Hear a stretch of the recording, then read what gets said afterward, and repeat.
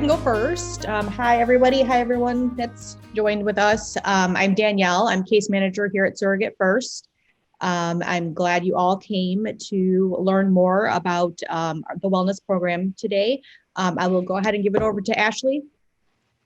Hi guys, this is Ashley, Program Director over at SurrogateFirst, and also someone who's a participant of the Health and Wellness Program and been through it a couple of times. So definitely here to just help and answer questions and kind of ask some of the common questions. I'd love to introduce you to our Health and Wellness Program. It's comprised of two amazing women. So we have Corey and Stacia, and they're going to kind of just take us and lead this time, but we definitely are open to questions and everything. Thank you guys. So I am Corey, and Stacia always does all of our technology in the background, so she'll chime in if she needs to chime in. But I just wanted to come on board and tell you guys that, the Health and Wellness Program has been a part of SurrogateFirst for a couple of years now. But, we had some ideas this year on how we really wanted to transform it and how we wanted to change it. So I think the really great thing about that is that you all get the benefits of how we are transforming this program. So I am going to read off this stuff just to make sure. So if it looks like I'm reading, I am reading, just to make sure that I get all of the specifics of exactly what now we get with your health and wellness program. So you get the access to both Stacia and I. How you are going to find the most amount of information from us is directly post your questions in the Facebook group. So all of you have found out about today, you've found out about what's going on through the SurrogateFirst Support Facebook group. So that is really the key, is you want to take advantage of that Facebook group. We will be posting on a regular basis in there fitness, nutrition, stress management tips. However, that is all driven by whatever you want to see. So we really want your questions. I always tell everyone the easiest thing to do is if you tag at Corey or if you tag at Stacia, both of us are members in the group, we will get your question answered a lot quickly. If you just post it in the group, it's going to be a little bit harder for us to find it. So that's step number one. Step number two, all of you guys are going to be getting this information, is that we understand that everybody is on a different journey for where you're coming from. You may want some fitness and nutrition tips by way of the Facebook group, or you may want a little bit more interaction and a little bit more information from us. If that is the case, what we are going to do is we will provide you the link to fill out our Strength and Grace assessment form. We've made it super simple and easy for you. All you have to do is when you go there and it asks what program you're interested in, click SurrogateFirst. That allows us to really know kind of where you're coming from, where you're going, and what your goals are. And as much detail as you can give us in that form, it's really helpful for us. Then from there, check your email right after you submit that form. There will be another email that comes back so that we can schedule a phone call with you. This phone call is to go over what your individual goals are relating to nutrition, to exercise, to stress management, everything that's wellness comprised. If you would like to have a phone call with us, you have that access. The next thing that you're going to find is that we are going to be doing these Wellness Tuesdays, the second Tuesday of every month at 11 a.m. So if you've got questions ahead of time, send them off to Ashley, send them off to Danielle. We will answer them. The recordings are going to be in the support group, so you will have all the information there. So if you can't make it, make sure you send us questions, but we would absolutely love for you to be here live so you can ask your questions. Also in the email that you're getting, you're going to find that our Strength and Grace Tidbits email that comes out every single Friday. We would love for you to get that. So you will have an access link to our website. Scroll to the bottom of that website, click on Strength and Grace Tidbits. You're going to get that information every single week in your inbox. It's got recipes, it's got fitness tips, it's got everything you can imagine for being pregnant, not pregnant, wanting to lose weight. So I think that is it. I would say that the very best thing about this is that SurrogateFirst has made an investment in this program, and they are now offering it to every single surrogate. So regardless of whether it was something that you wanted or your intended parents wanted for you to have, they are now making it so that every single surrogate can have access to it. And so it just all depends on you guys and how you want to take advantage of it. Ashley, anything you want to add to that?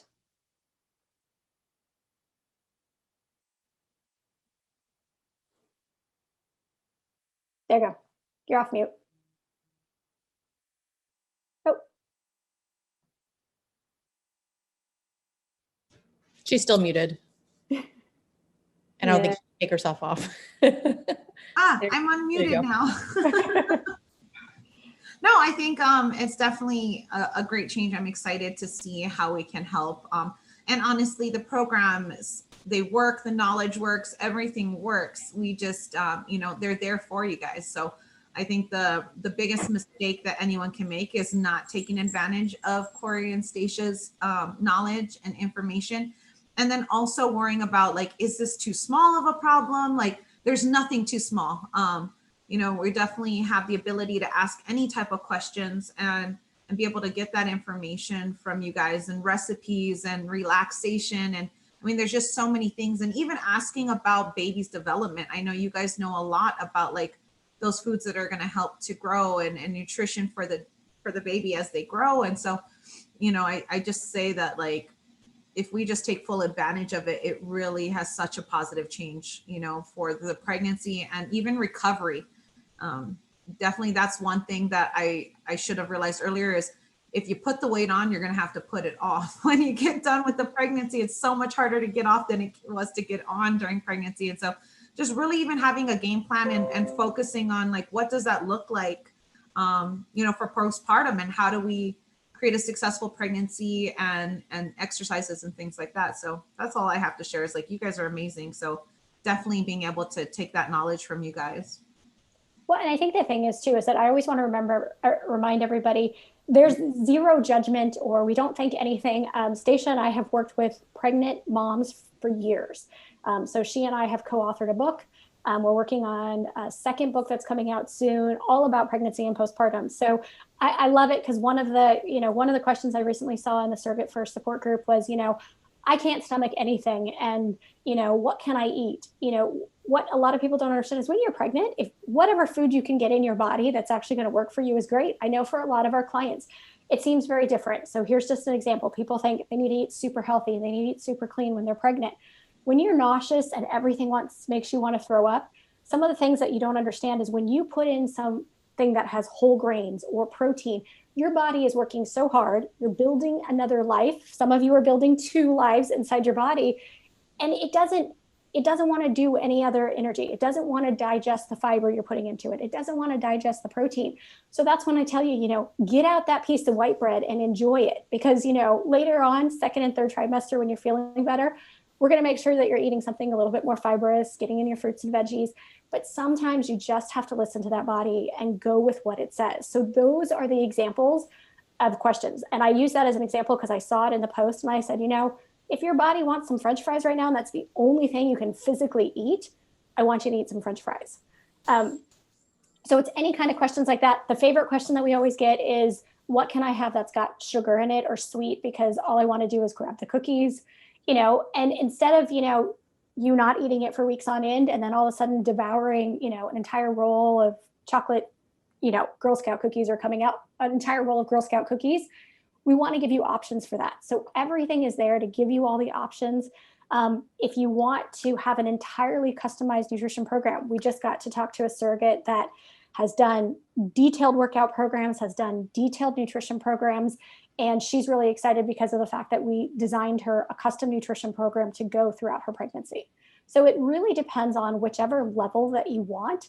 It's just a matter of this biggest thing I will say, we cannot read your mind. So we can't offer help unless you let us know that you need it. Unless you reach out to us and say, hey, I've got this question, or I need this answer, we can't help you with it. So that is the biggest key, is reach out.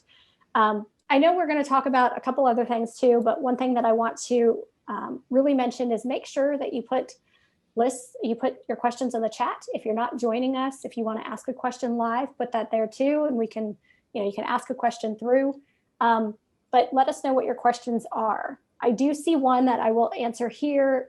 Tiffany is mentioning natural remedies for nausea. It's popular right now. We have a blog post. So if you don't have it yet, go to strengthandgracefitness.com, go to the blog. When you go to the blog, you will see there's a drop down that's pre-postnatal. We have a blog post there dedicated to just nausea, because we know it's a big deal, especially, I've got a sister right now that's going through IVF. I talk to her daily, and she talks about, the hormonal tolls and what it's doing on her nausea, and on, just what, she wants to eat, and what she's like, I can't eat this because it's bad, and I can't eat that. And so, we're working through that. We're making her feel better about you need some sort of food when you're nauseous. So in there, natural remedies, small little foods that might help. A lot of times with most people, you don't want to eat anything because you're nauseous, but not eating anything is making you even more nauseous, if that makes sense. So what other questions do we have? Ashley, Danielle, any questions you want to put in here that you've heard?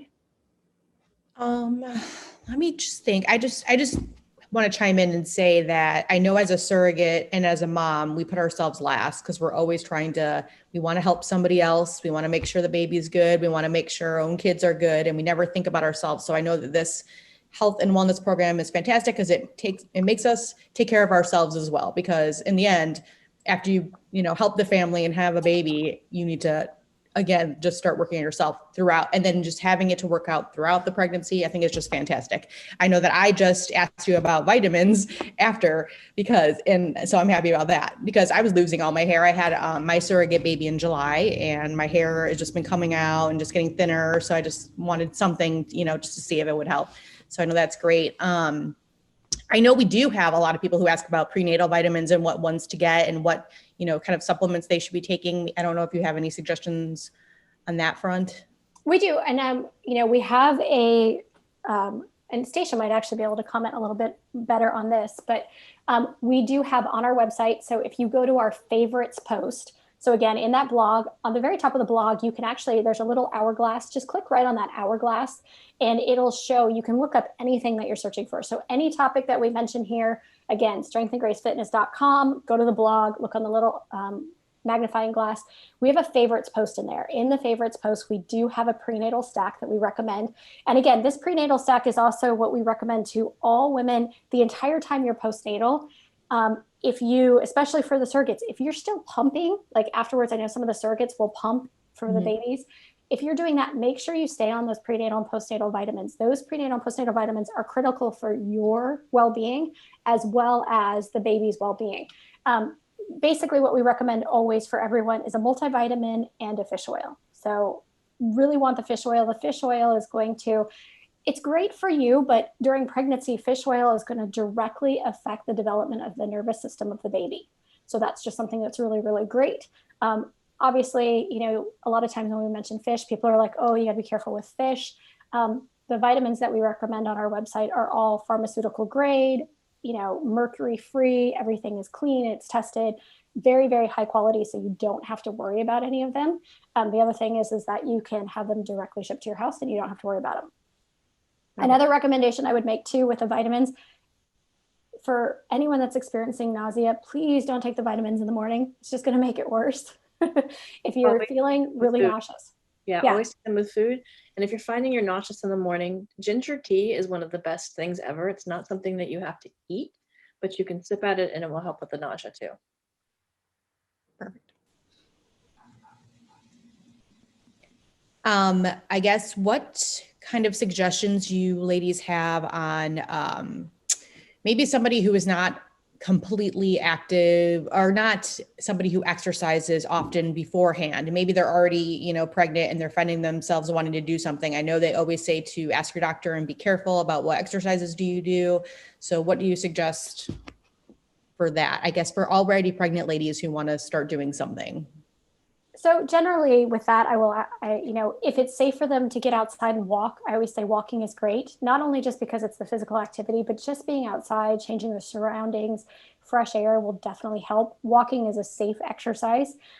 We do have prenatal workouts that we can design too. So this is one example of those areas. So if you are, a newly pregnant mom, you haven't been working out, but you're like, I really should be doing something, reach out. We'll send you a prenatal workout that you can do directly for you. Prenatal yoga is also a really great way to start, mainly because prenatal yoga is going to hit all those areas that are just sore and tender. They're focusing on strengthening the lower back, opening up the hips. So it's also, it's not jarring, it's not hard on the joints. So it's very relaxing and comfortable. So there can be some easy solutions. I mean, it just really all depends on what people are looking for. But I mean, if they have access to a bike, they can go biking. So it's very, just something simple, something easy. And then what I would say is that if you haven't been doing it before, it would be, I like to call them exercise snacks. So maybe go for a 10-minute walk in the morning and a 10-minute walk in the evening, just to get going. And then from there, if you want to increase it to 20 minutes and 30 minutes and, have more additional exercise, we can definitely do that. We've had cases where we've had, women that got pregnant and were like, oh my gosh, I need a fitness routine now because I'm going to gain weight with pregnancy. And so I said, great, let's just build a workout program. And they come in out of pregnancy and they are more fit than they were going into pregnancy just because they took that time to do it. So it just depends on, what they want to do, how much they want to commit to it. Do they want to involve their family? So it can be completely custom. We've got lots of great options that people can use and see. Like we said, on that blog post, it's got all kinds of pre and postnatal information. Grab anything on there. And then if you see something in there and you just want more information on it, again, reference it in the fastest way to get a response back from us will be in the Facebook group. Perfect. I Ashley, do have anything? a question. Yeah. Given that I've had 3 surrogacies and 2 babies, I think a lot of us women too would be important if you can just touch on the topic of Kegels because that's an exercise and that's important. So you don't pee yourself in the 9th month, Yeah. So one of the best things I always tell women is, so you want to look at the abdominals and the pelvic floor because it kind of all goes together. So one of the things, and we have our prenatal abdominals. So that's usually when all of our surrogates reach out to us. That's one of the first things we give you is our prenatal abdominals and a prenatal workout. And what it focuses on is there's an exercise in there and it's called an elevator hold. So the elevator hold is as simple. I'm just going to walk you through it. So if you're sitting, so if anyone's listening right now, just if you're sitting in a chair, if you're in a car, this works perfect because I tell people to do it all the time in the car. So if you're sitting, make sure your feet are on the ground, sit up nice and tall so your shoulders are lifted up and down. And now all I want you to do is take a deep breath in. As you exhale, pull your belly button back into the spine. So you're going to feel kind of everything tighten. You can do this if you're pregnant. This is what we do as our 3rd trimester pregnancy exercise for the abdominals. So you're just going to hold that. I want you to keep breathing up here through your chest. So you're holding your abdominals in. Now, if you know what your pelvic floor is, so talking about Kegels, if you're supposed to stop peeing, I know every one of your surrogates has had a baby, so somebody's mentioned it to them. So what I want you to do is now, as you've got these abdominals pulled in, I want you to lift up on the pelvic floor. You should feel a whole bunch of heat go right through those abdominals. And so what I always tell everyone, so now that you can go ahead and relax, I can see Ashley doing it with me and Danielle doing it with me. So this is what I tell all of our pregnant moms. Easiest way to do. When you are in a car, every time you get to a stoplight, do this exercise. Because a lot of times it's really hard to think about, oh, I've got to do my Kegels or I've got to do that. If you're in the car, do it, or find something that it creates it as it's a habit. Maybe it's when you go to bed, maybe it's first thing in the morning when you get up, but find somewhere in your day where it's a habit that you do that. And so then what I tell people to do is do that at least, 2 to 3 times every time you do it. If you can do it in the morning and do it in the evening. So what you're going to do is just pull in, take the deep breath, exhale, pull the abdominals in, then pull up on the pelvic floor, hold that. So just hold that and sit there. If you're at a red light, do it the entire time you're sitting at the red light. If you're doing it just on a certain time that you come up with it, count to it 30, release it, and then do it again for a count of 30. So what that's doing is it's just strengthening. The transverse abdominals is the one that kind of runs side to side. I like to say that's kind of the seatbelt for your pregnancy. It holds the baby in nice and tight. And so that's the abdominals you're pulling in. And then when we lift up the pelvic floor, it's kind of like, if you think of a baby in a car seat, got the seatbelt around here, and then you've got the pelvic floor, that's the bottom. So if you're working on those 2 together, what it's going to do is just keep that whole core strength together. The great thing is because if you end up with a C-section, let's say, and you're not going to have any, damage to the pelvic floor, even just having the baby sitting on the pelvic floor, because it's interesting, we'll have people say, well, I've had a C-section. Maybe you come out of this surrogacy and you've had a C-section, so you don't think the pelvic floor is such a big deal. The baby is sitting on the pelvic floor. So it still weakens over time, especially if you've had multiple pregnancies. So focusing on that, not to mention that exercise that I just told you is the number 1 exercise for pulling your stomach back in. So post-pregnancy, that is the very first exercise that we want all women to do. So even doing it, if you're one of those that thinks, I really want my stomach back after having a baby, doing that exercise right in the hospital is going to work. You're not moving the abdominals anywhere. So it's not going to For most, it's not going to affect an episiotomy, or if you end up with a C-section incision as well. And what is that called when like a pregnant woman's stomach protrudes, that when the abs have separated? The diastases recti.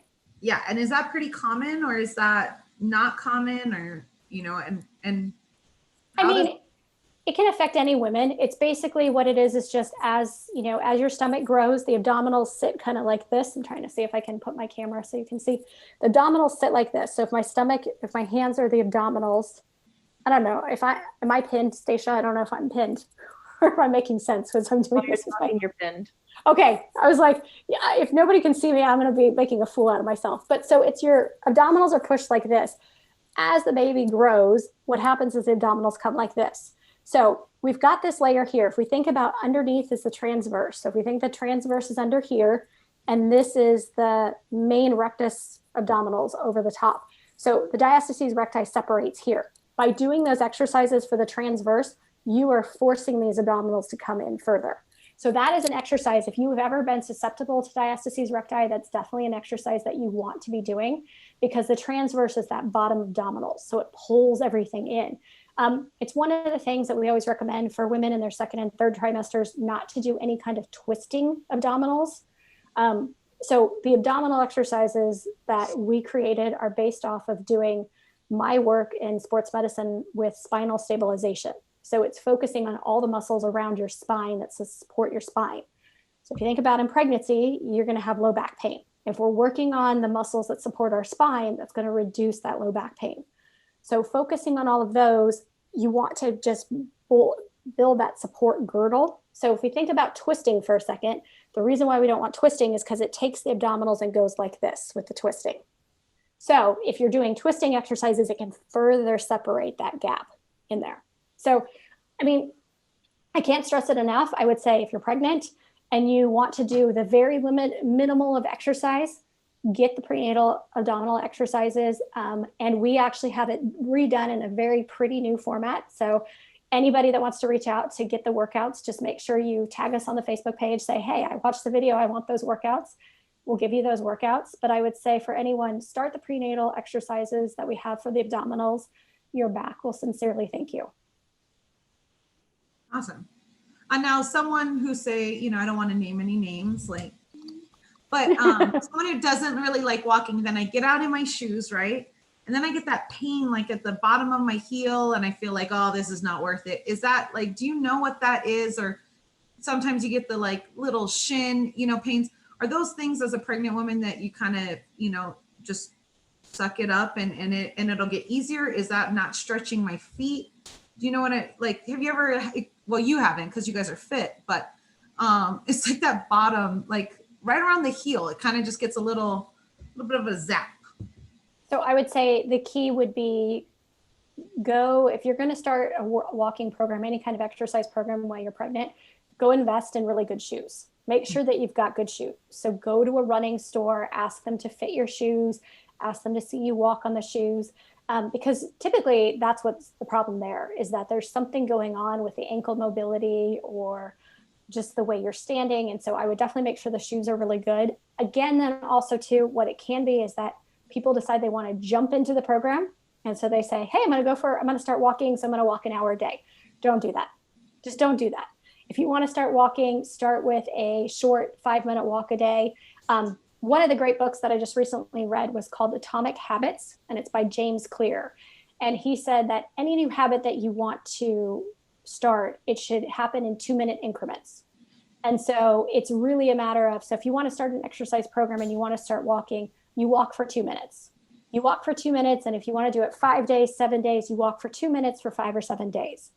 Then the next week, then you're going to maybe say increase that to 4 minutes. But it's really a matter of just small little changes will make big differences, because what happens is the second, if you go way too far and if you add too much too quickly, well, then you're injured and you can't do it. So it's really small little steps to make sure that's happening. And then again, when anybody says, they've got pains here, I usually will always ask them, do a 3-day journal of what you're eating and let me look at what you're eating. Because the biggest thing is And I get it. You're pregnant. You want to eat comfort foods. You don't want to, you don't want to go gluten-free or grain-free or, eat a lot of vegetables. But in the long run, and I'm saying this when I'm talking to the surrogates specifically, and Ashley alluded to this, every pound you put on above 25 to 35 pounds, which is the baby, you are stuck with. That is your gift. You get to keep that. So I always tell people when they're thinking about it, when you want to grab the extra cookie or you want to grab, the extra brownie or the bag of chips, do you want to work really hard after the pregnancy is done to lose that weight? So that's just the key there. So looking at all those, but when we look at your 3-day nutrition, there may be foods in there that are causing inflammations in the joints. And sometimes just removing those inflammatory foods can make things feel better too. Do we have any questions from our surrogates? You can put them in. You can also private message one of us and we can read it so that, if you have a question that you're not feeling comfortable sharing.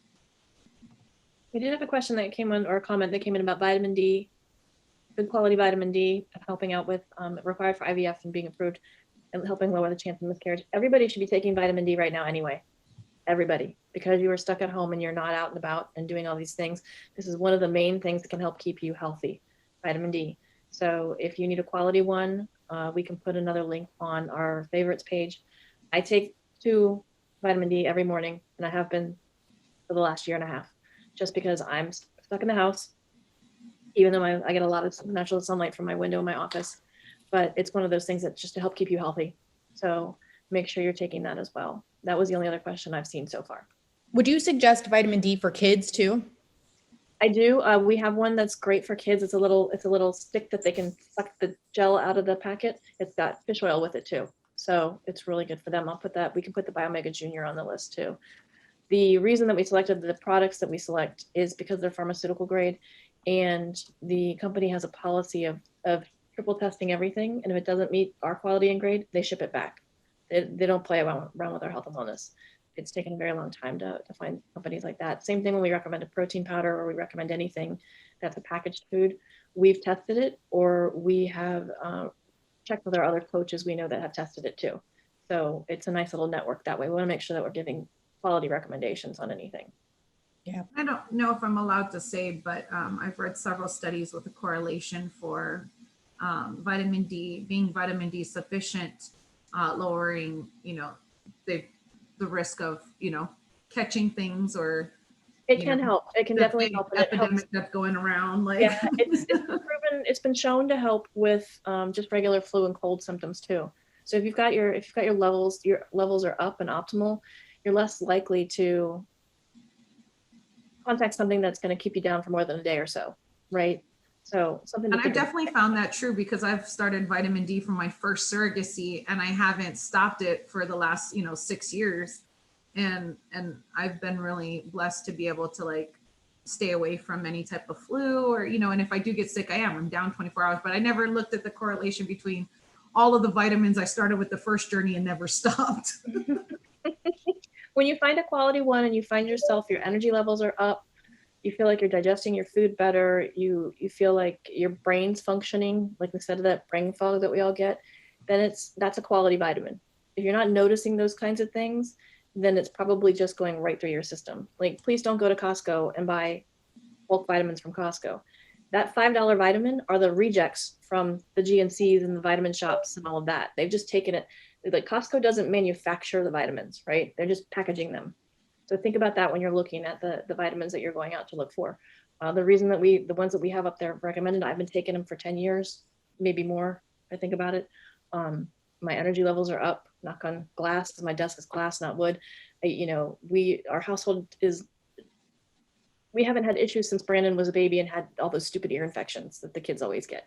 Yeah. We don't have those kind of challenges that come up in this house. So, like I said, knock on glass. Keep us all healthy that way. But yeah, taking something that's quality. And again, if you're pregnant, take them with food. Always take them with food, because you just getting that influx of nutrients into your system could be a shock sometimes. Well, and I always tell people, people will take them with food and still have issues with them. If that is the case and you're finding that, eat your breakfast and then take them. or eat your dinner and then take them. So I know that for me, I need to actually have got my breakfast in my stomach and then I take my vitamins on top of it, and then I don't have any issues with it. But I have a weak stomach when it comes to vitamins. So, but I have noticed that that's the changes. And I, full disclosure, I don't take our vitamins. This is the little side story of them. I am allergic to grapes. So, and they have very good high quality resveratrol in it. Let me tell you, for the month that I took them, I was so excited because my hair grew so well. My skin was glowing. My nails were so good. But then I went in and I was just itching my head like crazy. And so this is a funny story. All you moms will get this.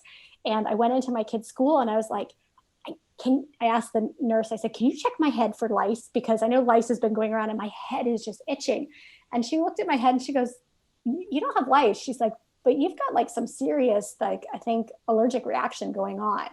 And I was like, no, it can't be. And sure enough, I had to stop taking the vitamins because the resveratrol that's in there, which is your number one antioxidant that you want to be taking for, everyone on here is women. We're all going to age. We're all going to get older. So anything we can take to slow the process of aging is great.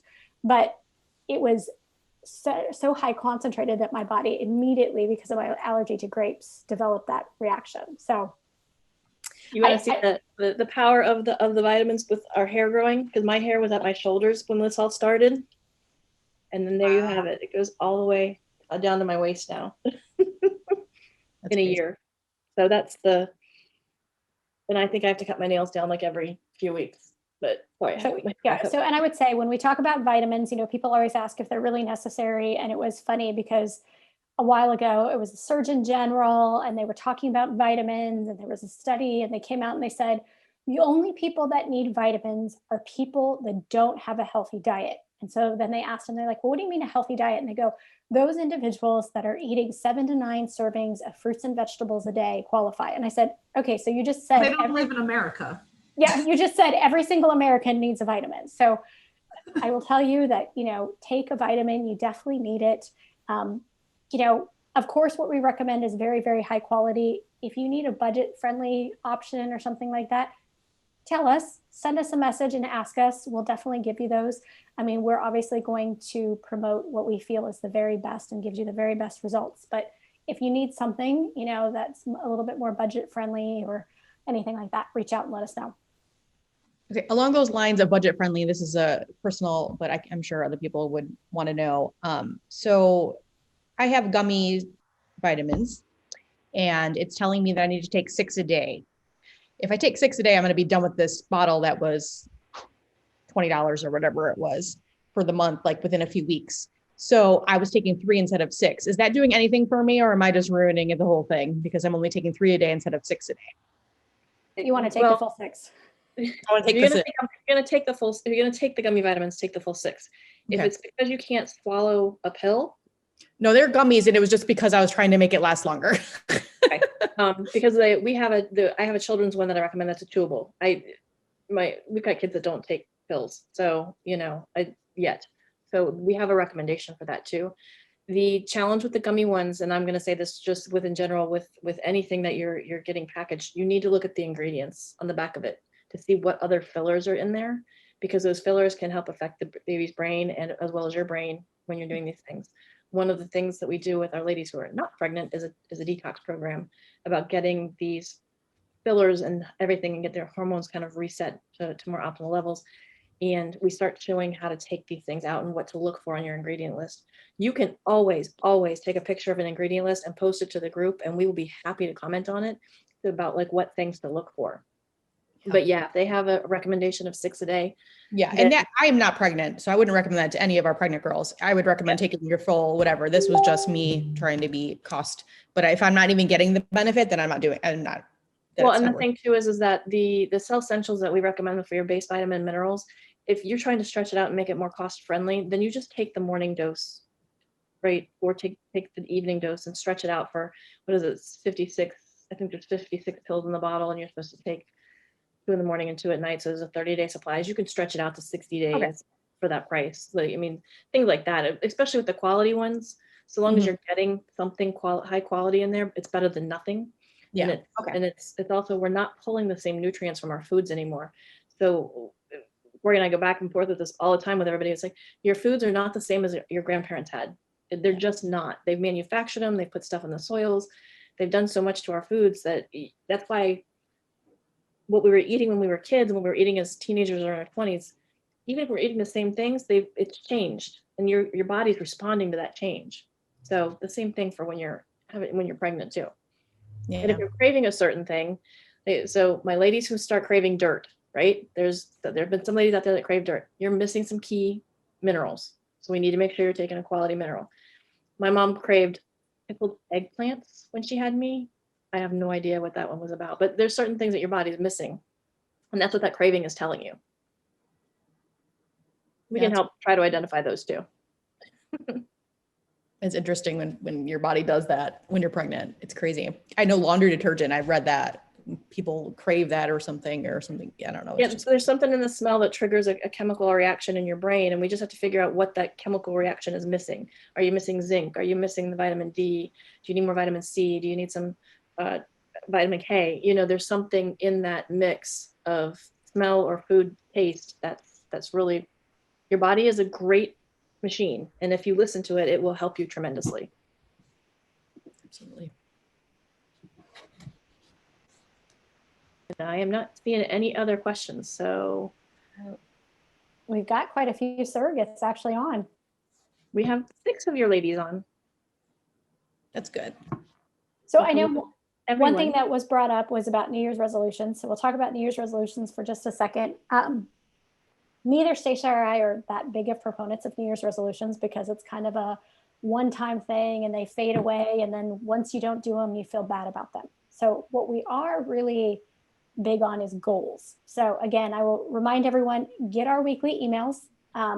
I highly recommend that, if you're trying to figure out your New Year's resolutions, go to our blog and read the one that says preventing goal burnout.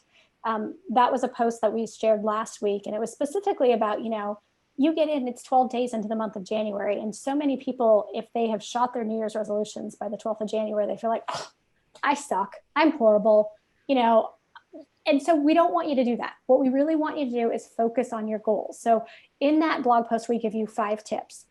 Some of the things in there is to just think about, one of the things, if, I would highly encourage, if anybody wants a good self-help book, read Everything is Figure Outable by Marie Forleo. She will empower you and make you feel like you can, accomplish the world. But one of her things that she says is simplify to amplify. So if you can simplify your life so that you can amplify to do the things that you want, I think about that a lot of times when we're talking with pregnant moms, especially when we've talked to our surrogates, because, one of our surrogates that we were talking to on a regular basis, she had 2 kids and she wanted to exercise and she was trying to figure it out. And she finally got to the point where she was like, my iWatch was bugging me because I couldn't hit the exercise ring. I couldn't close it. And I said, time out, let's change the goals. I said, you still have the same goals that you had, when you were postnatal losing weight, with your last pregnancy. I said, you're now pregnant and you're carrying twins. We should not have the same exercise goals. And so we talked about how do we change those exercise goals? How do we scale those goals back? So sometimes if it's too big, you need to simplify it. You need to make it a little bit smaller. So what I would encourage everyone is that if you're thinking about a New Year's resolution, if it's, let's say you're postnatal, let's say you're one of our postnatal surrogates and you're like, in 12 weeks, I want to lose the 25 pounds that I put on during pregnancy that I'm left with. That is going to be impossible. I can tell you that right now. That is impossible because your body has to recover. It has to, take the time to get back to normal. The hormones need to rebalance. I think sometimes with, our first time surrogates that we talk to, it's not the same recovery as when you had your baby. Because when you had your own baby, it was you stayed home with the baby and everybody saw you with that newborn and everybody gave you a break. One of the surrogates we talked about when, they had the baby and they turned the baby over and then it was just them. I said, you still need to, give yourself the full 12 weeks of postpartum to heal, to take, just because you aren't the busy mom right now raising a newborn, you've got to give yourself the grace to, get over that. So set small goals. For anyone here, when you're postpartum and you're losing weight, if you end up, so many times people reach out and say, I'm only losing a pound a week. That is fabulous. That is amazing. And I think a pound a week is great, because what that means to us is that you're going to keep that weight off. It's not going to be, it's going to rebound. Anyone that comes to us and says, I did this weight loss program and it was really, really great. In the first 2 weeks, I lost 10 pounds. And then the next week I lost 2 pounds, and, then I lost 5 pounds, and I want that again. And the first thing I always say to them, I said, okay, so you just told me you lost 15 pounds on that 3-week program. How many of those 15 pounds do you still have you still lost? Oh, well, I gained back 20. Okay, well, so that didn't work. So let's look at doing a pound a week and see what happens. That's taking this big, giant goal and making it smaller. Same thing with pregnancy. If you want to be more active, let's use a nutrition one. We haven't used a nutrition one. If you want to eat healthier when you're pregnant, let's add a vegetable. Let's make sure, that at lunch and dinner, you have a vegetable on your plate. Let's add that. Let's go there. Let's not, sometimes we hear people and they're pregnant and they're like, well, I want to make sure I'm going grain-free, and I don't want to eat any fruit, and I don't want to eat any sugar, and I don't want to do any of this stuff because I only want to gain 20 pounds. Well, that's a huge goal. And the second that those hormones take a swing and baby is developing major milestones, I can always tell when a pregnant woman completely and utterly breaks down about her nutrition or her weight loss. I'm like, what week are you in? And what it'll tie to is directly, and I don't think women realize this, when the baby is developing major organs, major functions that the baby needs for life, it has a direct impact on the mother's body. And so that plays into your hormones, it plays into everything that's going on with your life. So my biggest point here is just give yourself some grace, allow yourself, to make small goals, to change the goals. And, if you have a goal around nutrition or exercise, that's what that assessment form is. That's what that call is for, is to do that. If you just want to, chat by text or by email, that's fine. You'll get that, fill out that assessment form and say, hey, I could use some support via emails. Okay, if I send you an email from time to time, sure, that's great. If you want to message us on the Facebook group, sure, that's great. So there's all kinds of different ways that you can get that support. We just want everyone to know that it's all there and it's for the taking if you guys want it, because you guys are part of an amazing agency that is providing this for you guys. Okay, I have a question. Let me read it.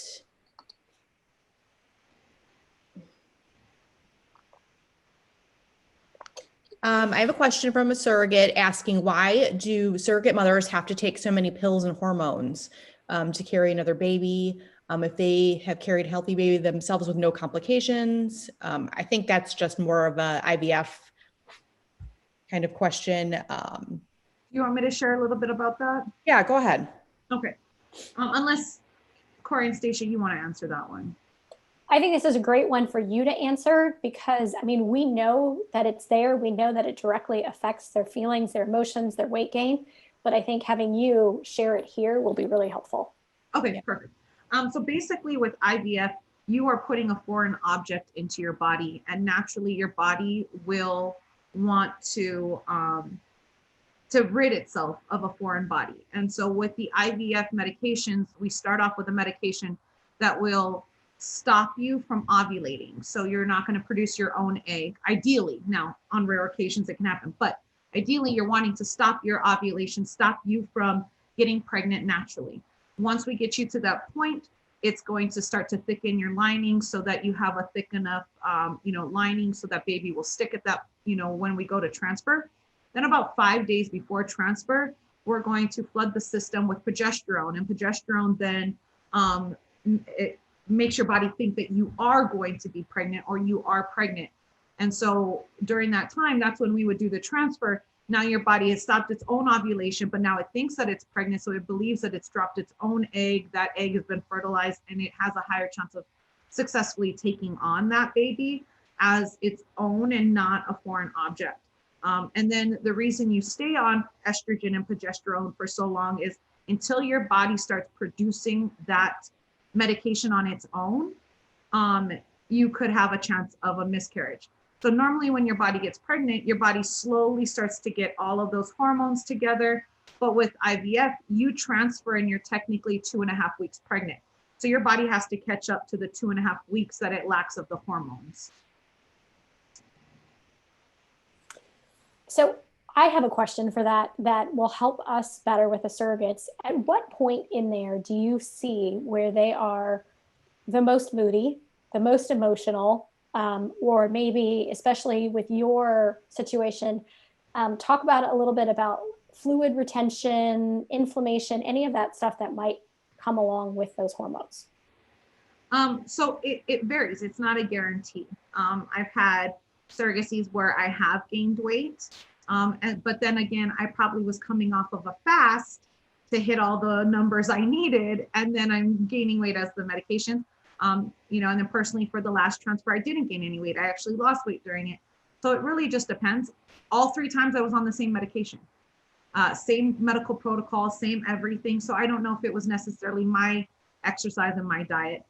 It has been shown that people can have mood swings, but we also are under a lot of pressure, I think, during that time. There's a fear of the transfer not being successful. There's a fear of the amount of appointments and maybe not necessarily realizing that with your employer and family. And now it's getting real and your husband or your partner's questioning, like, what do we commit to with all of these appointments and blood works? And, and now I'm having to give you a shot in the, in the bottom. And so I think all of those kind of things. And then while no IVF doctor, most of them will not admit that there is weight gain, there is. And if you see that along the lines, and so definitely making sure you're not eating foods that are full of salt. I've seen that can help. But it really is based on, I don't know, Danielle, could you explain? You've had 4 surrogacies. Have you found that your body reacted different each time or? Oh, definitely. And I think that happened a little more with age too. I started early 30s, my first surrogacy, and then I was 40 when I did my last. And I gained 15 pounds during the medication before transfer. But I think that was me just going like, I'm going to eat whatever I want. And it was like when I was taking medication, it was very similar to PMS. I just felt a lot of cravings, like just constantly hungry and I just wasn't paying attention because we have so many appointments and I have 4 kids and they're older and taking them here and there. I think I was just not really taking care of myself and just eating. So yeah, I had to deal with that after I delivered and now still have, I'm 6 months out and have weight, that I would like to lose. But I don't remember it early on my earlier surrogacies. My kids were little. I was home. I didn't have as much going on. So maybe I just ate better then, but definitely, yeah. But I think it's different with everyone. I think some people don't get as affected by the medications. So yeah. I found the cleaner I go into it before the medications, the less side effects I have, if that makes sense. So if I'm eating cleaner, I'm, my system is ready. Like, I've prepped my system to do like a cleanse beforehand. I think I have less reaction like to the hormones and things like that. But yeah, there's also allergic reactions too. And that's important to know that sometimes your body is intolerant of the oils. And so you may have to change, if you're finding some symptoms, talking to the clinic, they may have to change the oil that, that the progesterone or the estrogen is in, whether it be sesame oil or things like that too. I got another question along those lines. I think everyone did, as we could see. How postpartum hormone regulation be effective by the chemical hormone replacement that you did during the first trimester? I didn't really notice. I felt the same postpartum with my own children naturally as I did going through IVF. I don't know if there is any long-term to the IVF. I was lucky, like Ashley, we had 1 cycle, we got pregnant, so I didn't have to do multiple cycles. I know there are ladies that do, but I'm not sure on this question. Ashley, do you know how to answer that one?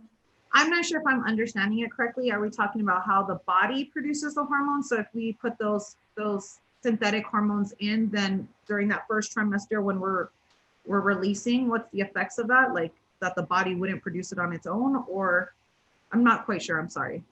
Or are we talking about sorry.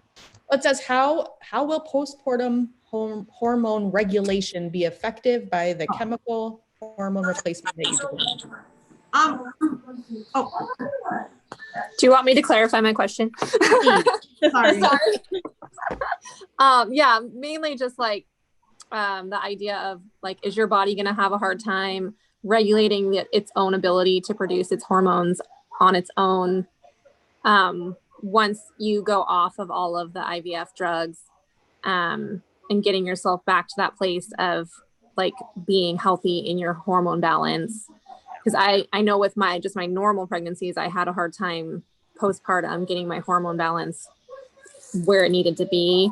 And I know it grosses people out, but I actually consumed my placenta with my last pregnancy, and that actually really helped with my hormone balance. Yeah. I had it encapsulated, so I took it like a vitamin. I didn't like eat it raw or anything gross like that. But but I don't.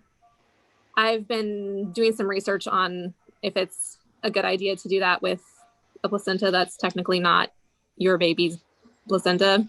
So I'm in research mode on that, if I'm going to do that with this placenta or not. So I'm just trying to make steps in preparation for that time period when it comes, to make sure that my body can go back to regulating its own hormones and doing what it's supposed to do, so I don't end up like postpartum depression and all that gross stuff. So I would say for one with the placenta, while I'm not against that, just as a surrogate, just so that you guys understand, if you are pumping or you are donating your milk to any type of donation place, they will not accept your milk if you have done the encapsulation of your placenta. So that actually would disqualify for the pumping. Now, I don't know if it's between you and your intended parents, and if you're going to nurse, I would definitely talk to them about that. While I'm not against that practice, I know that from the surrogacy side. From the post hormones, what I try to explain to everyone is kind of like what I went through. So with all three surrogacies, there was a natural sadness, not about a baby, not about any of that kind of thing. I think it's important for us to be able to categorize or to put those feelings where they belong, and so we don't misread them. And while I was sad, it was more so because I felt like I'd been fired from a job that I really loved. I was a surrogate. My identity was in a surrogacy. You know, it takes a 1.5 to 2 year process. And I killed it. I was awesome. And then I wasn't needed on that. Now I had to redo my identity.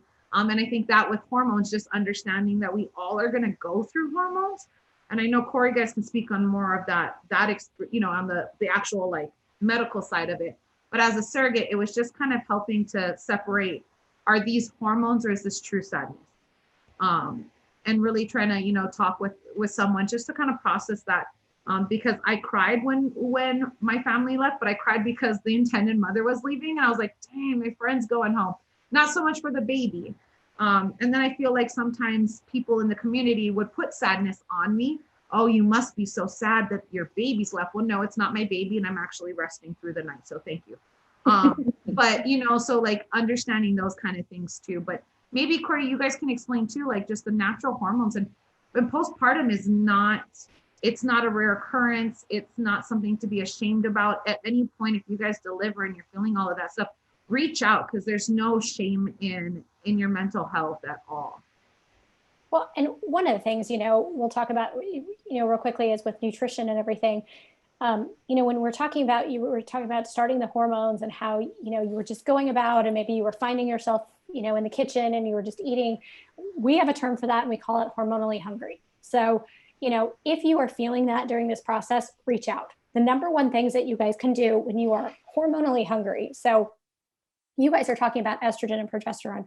The main key hormones that we're focusing on are your insulin and also on your cortisol levels, looking at those. So if your insulin is out of balance, when you are having elevated estrogen, you are definitely going to feel the hormonal effects of that. You are going to be reaching for the sugar, you're going to be reaching for everything from your pantry. So that is where we come in specifically with the nutrition and the exercise, is looking at how do we work with what you're doing, because we as, nutritionists understand in the field that if your estrogen is really, really high, that leads to all kinds of stuff going on with potentially weight gain or inflammation. And so when we know that that is a factor going in, if we can balance the other hormones, then it definitely helps.